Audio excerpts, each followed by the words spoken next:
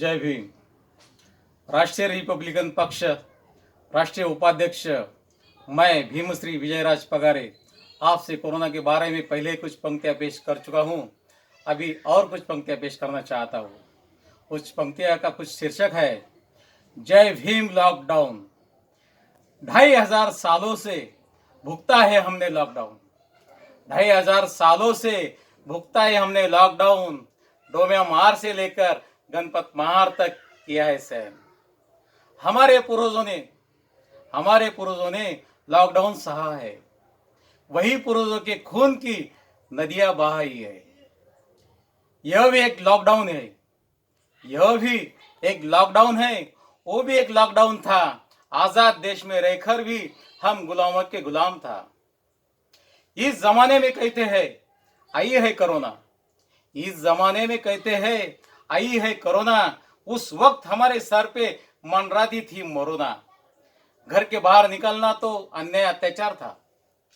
घर के बाहर निकले तो अन्याय अत्याचार करते थे। बलात्कार ही नहीं बल्कि हाथ पांव काटते थे। ये लॉकडाउन कुछ भी नहीं। वो लॉकडाउन कुछ और था। सीना हमारा फौलादी सहन करना जानता था। इन सनातनियों ने हमें लॉकडाउन में डाला था।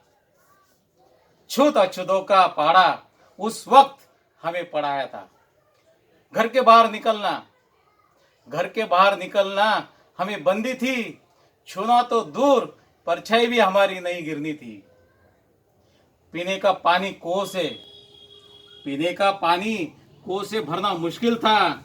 नाले का पानी पीते थे। कुत्ता जानवर हमसे बदतर था। चलते पाव के सिक्के जमीन पर ना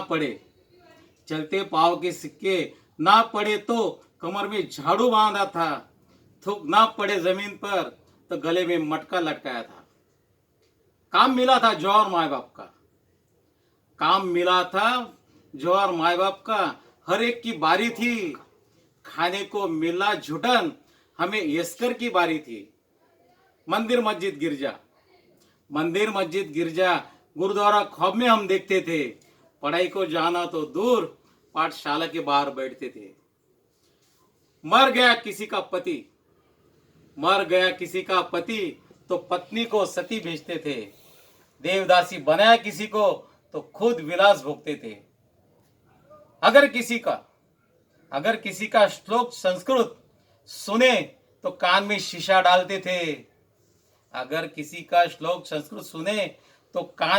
डालते थे। बना के हमें गुलाम तो पांव में जंजीर डालते थे। फुले शाह अम्बेडकर जन्मे तब धरती पर आई बहार। महामानव की वजह से जंजीर तोड़ के लॉकडाउन से निकले बाहर। इसलिए कहता हूं ये भी एक लॉकडाउन है। वो भी एक लॉकडाउन था। आजाद देश में रहकर भी हम गुलामों के गुलाम था। घर में रहो, सुरक्षित रहो। जय भीम, जय भारत।